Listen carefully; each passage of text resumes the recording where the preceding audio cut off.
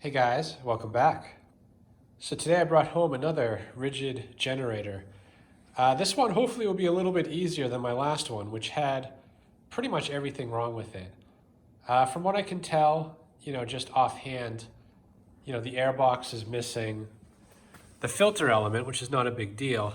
I have the rest of it up here. The engine is not seized. I checked the oil, plenty of oil, although it's not very clean. And I think I got lucky with this one. I mean, the gas is bad, but the tank itself, aside from a little bit of rust here on the rim, looks pretty good. Not much rust in there. So most likely we're just dealing with a carb issue. So before I get that carb off, I am just going to throw the spark tester on there, make sure we have spark. Also try to start it at the same time. And assuming it doesn't start, we're going to rip that carb off and get it cleaned up. So let me get you set up in a stand to get going on this thing.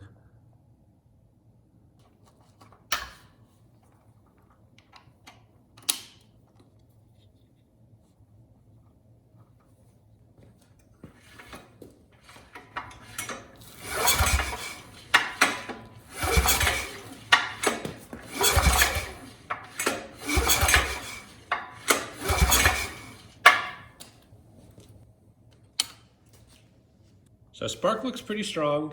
Obviously no ignition. It is kind of hard to pull over. I mean, this is a big engine. I wouldn't expect it to be that hard, but the person that I bought it from did mention he replaced the recoil. So potentially that recoil isn't quite OEM spec, but the good news is there is compression, there is spark.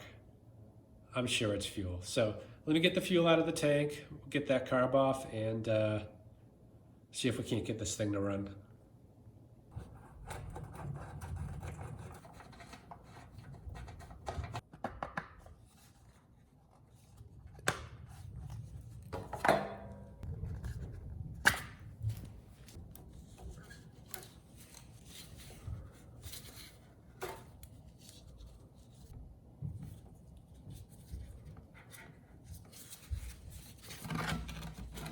Not getting much fuel flow, so might have to pull the hose and the tank off, but let me try blowing a little bit of air in there.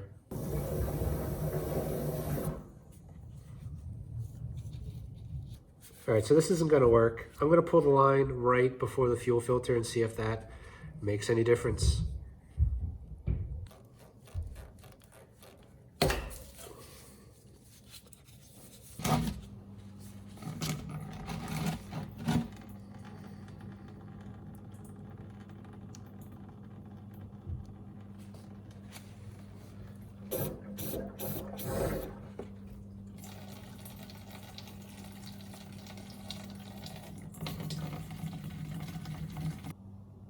I'll come back to this later. It did start flowing quite well after running air through it a few times, so most likely it was just clogged down here on the fuel outlet. But I do want to pull this off. Probably run a drill bit in there, not trying to drill stuff out, but just trying to clean stuff out. And this is where a borescope would come in real handy, because I don't know really the extent of the issue, if it was just right down here or if it's on this whole bottom area of the tank. But I can see down to just about here and I don't see anything concerning. So maybe we'll get lucky and don't have to actually pull the tank, but I'm not gonna worry about it now. I wanna jump on that carb and see if we can't get that cleaned up. Just wanna see what's in the bowl. Usually it's a sign of how bad things are.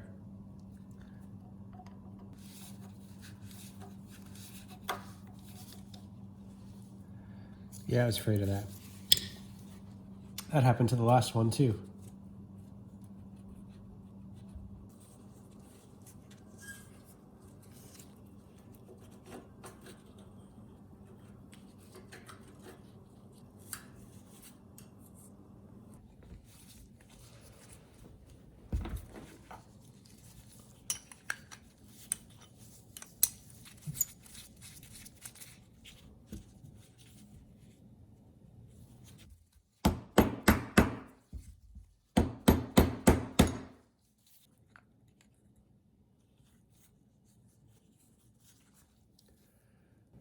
Yeah, no wonder why that screw didn't come out. This thing looks pretty bad. Needle is stuck. Obviously we got some rust. Main jet's clogged, a bowl is a mess, so I'm not giving this one much of a chance, but I guess we won't know till we try.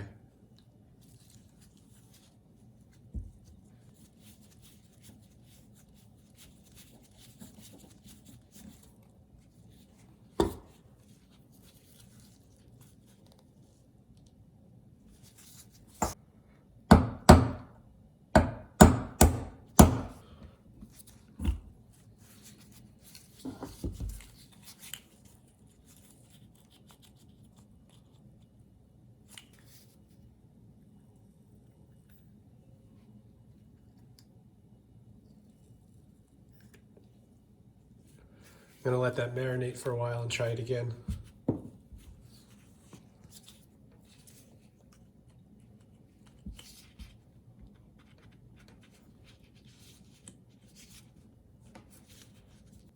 I don't think this needle's gonna come out, not without breaking something, so I'm gonna try to slide this wire off the float so I can at least get the float out of the way. But last time I tried that, I ended up breaking the needle, but it's probably broken already, even if I get it out. Okay, well, it survived. Man, that thing looks really glued in there.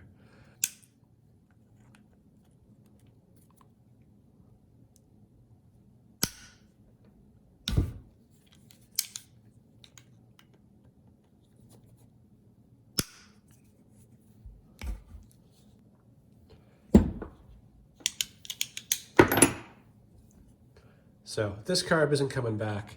That needle, unfortunately, is jammed in there. Cannot get it out. Even if it came out,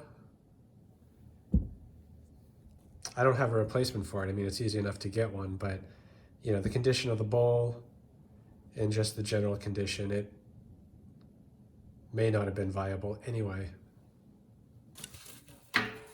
It's gonna be a week or so before the new carbs here, so I'm just gonna take a look at the tank and clean up what I can, and then probably move on and actually skip ahead to painting this and cleaning it up.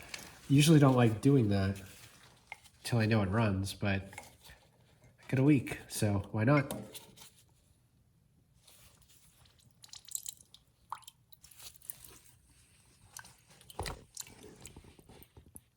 Yeah, I gotta pull that tank off. That on the bottom is dirty water under the gas. So I'm sure there's more in there. Need to flush that out. There is some rust, you can just see it down there. It's right in the very bottom of the tank. You know, it's right, probably starting here, going over. So this tank definitely needs to come off. I'm gonna get some evapor rust in it and just get it soaking for a few days.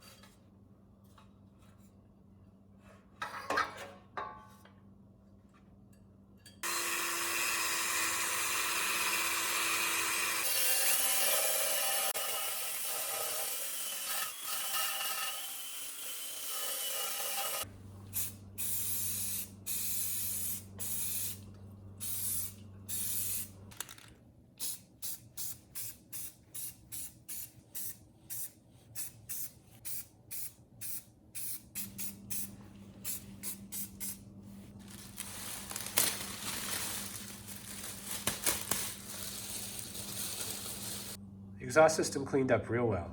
Can't even tell it ever had rust on it. The frame also came out pretty well. I was a little bit worried just doing parts of it because it's not color matched. I just grabbed a can of Rust-Oleum. It was rustic orange is the color, in case you're wondering, and only painted to about here. So everything from here to the wheel and then up is the original paint. And you can see it's really not a noticeable difference. Also did these cross members, to about here on both sides. And most of the rust is covered with fresh paint. I did wire wheel it first, so there really wasn't much rust left on it, but I didn't want any bare metal left. So anyway, this thing's ready to put back together. So I'm going to put it to the extent possible, and then when that carb comes, I will bolt that on and we can get it outside for a test.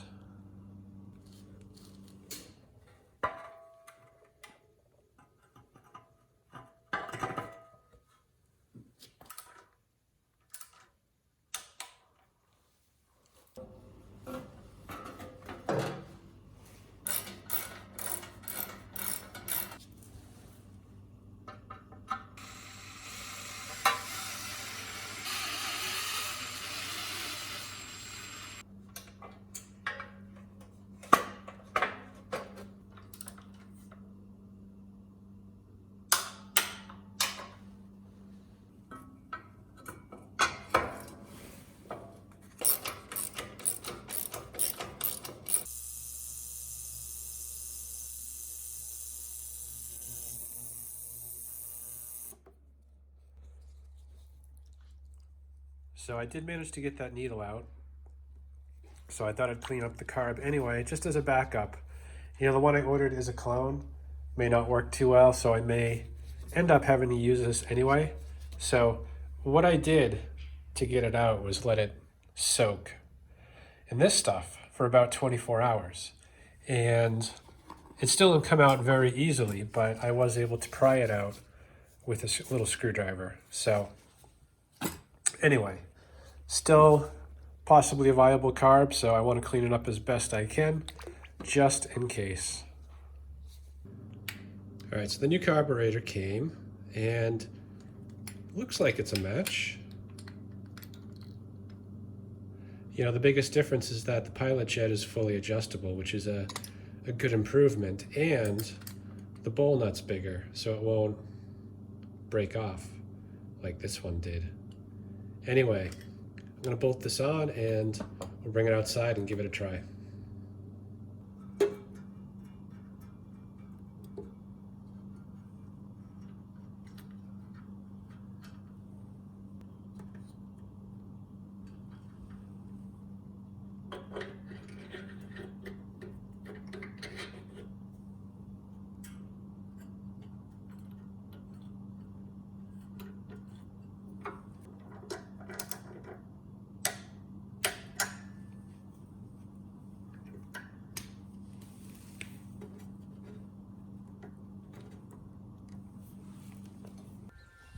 Okay, ready for a quick test. I got fuel on the line. I should allow it to run for about a minute. Let's fill to about there. And yeah, at least we know the needle and seat work. Let's see how the rest of it does.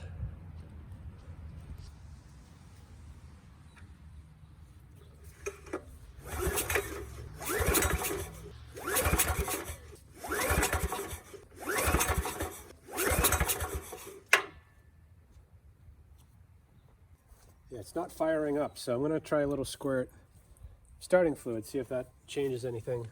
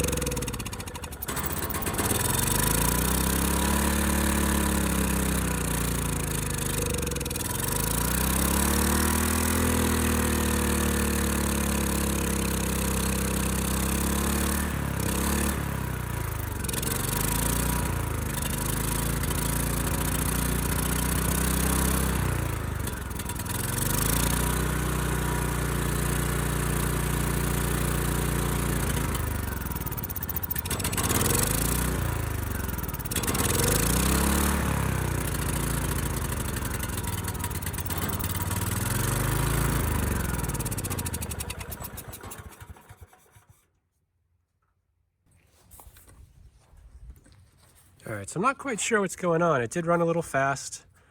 This seemed to be stuck, so it's not stuck now. I'm actually not sure what it was stuck on, but I'm gonna try it again.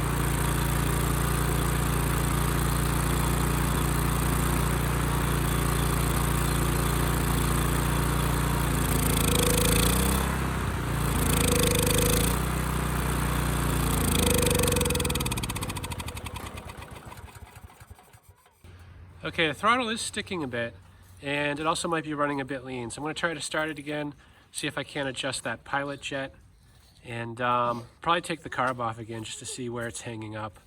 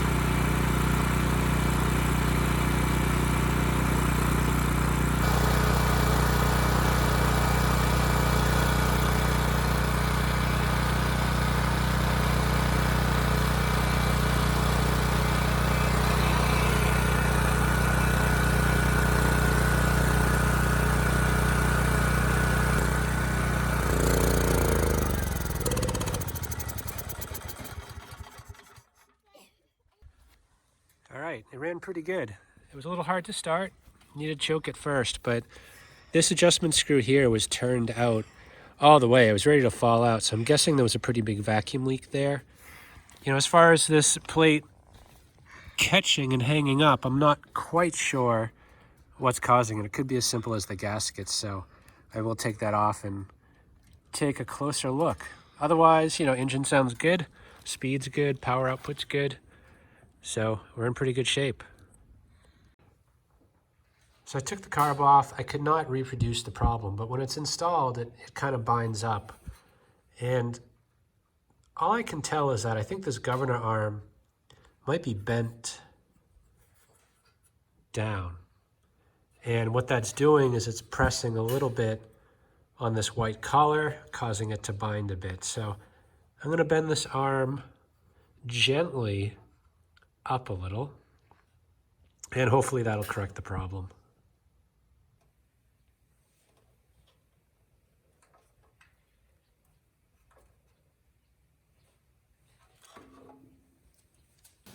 All right, so the clearance doesn't look much better, although it's not binding now. I think I'm gonna put a little bend in the governor arm to raise that a little bit more off of that plastic bushing.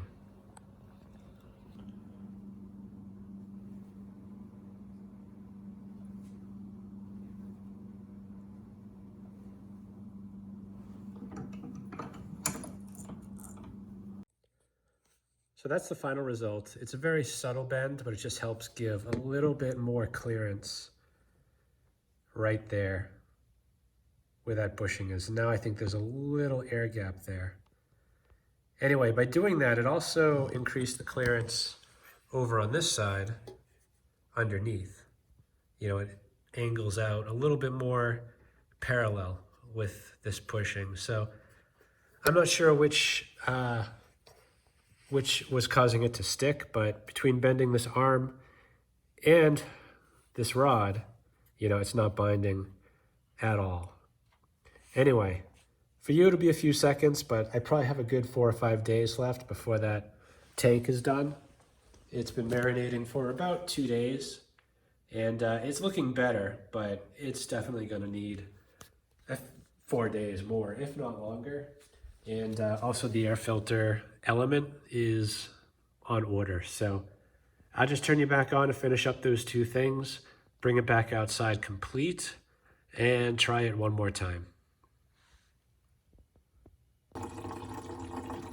Just draining out the evaporust. It's been about 5 days. I actually drained it out yesterday and cleaned the tank real quick. The evaporust leaves a thick, not really thick, but a heavy black film, you know, over the surfaces. So I cleaned it out with water and a rag and let it soak again for a bit. So once it's out, I'm going to clean it with water again, clean it with a rag. We should be good to go. I guess the only thing that concerns me is that we've developed a drip here. I'm really hoping it's something to do with the hose and not that kind of outlet right there that potentially rusted and is leaking. I hope that's not the case, but once this evaporust is off, I'm gonna get the hose off and just take a closer look at that fuel outlet.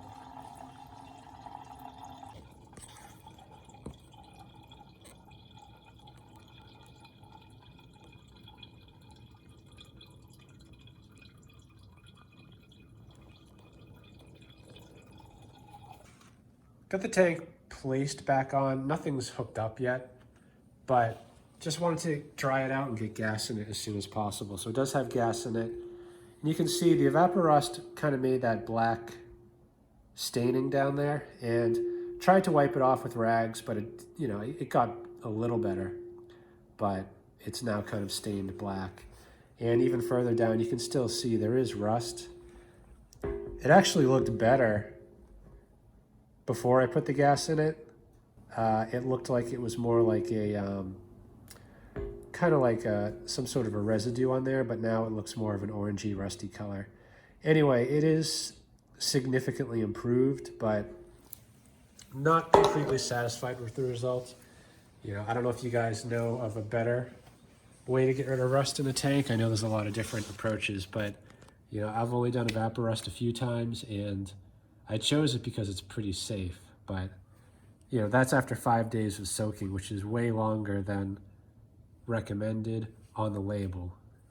Anyway, functionally we're in good shape. We have good fuel flow. Let's see if I can show you here without making a mess. And the fuel coming out is clean, no water. So functionally we're good.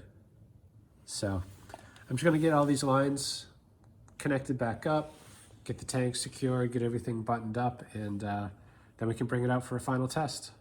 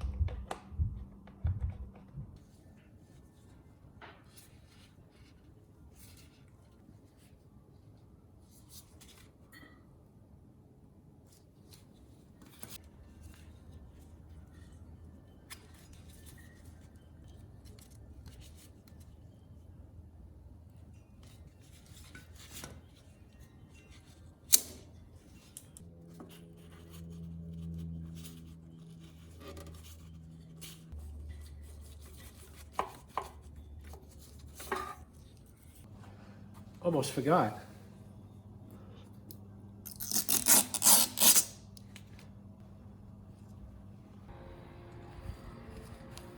Okay, so now I just want to give this one more try now that everything's back together. It's actually been about a week, and every day I kind of move this governor arm just a bit to make sure that it's not hung up. And it has not hung up since, you know, making the modifications, the bend there and the bend there. So I don't think we'll have any issues with the engine speed. You know, assuming it starts and runs well and sounds good, which it should, I'm going to put a 3,000 watt load on it, make sure that the engine maintains its speed, and that everything continues to run as it should.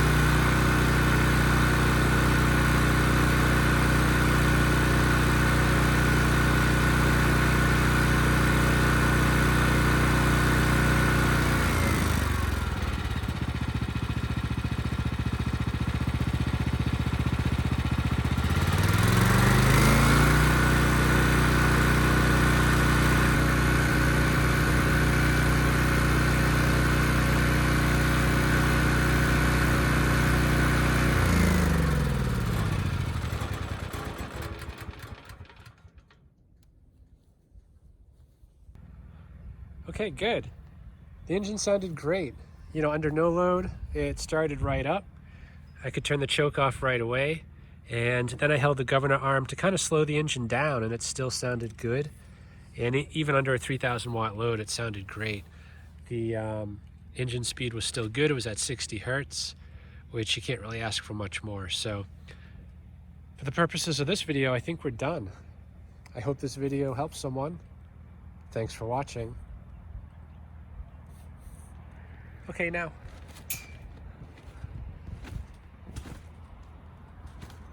It's very hard to stay quiet while I'm filming. But he does a good job.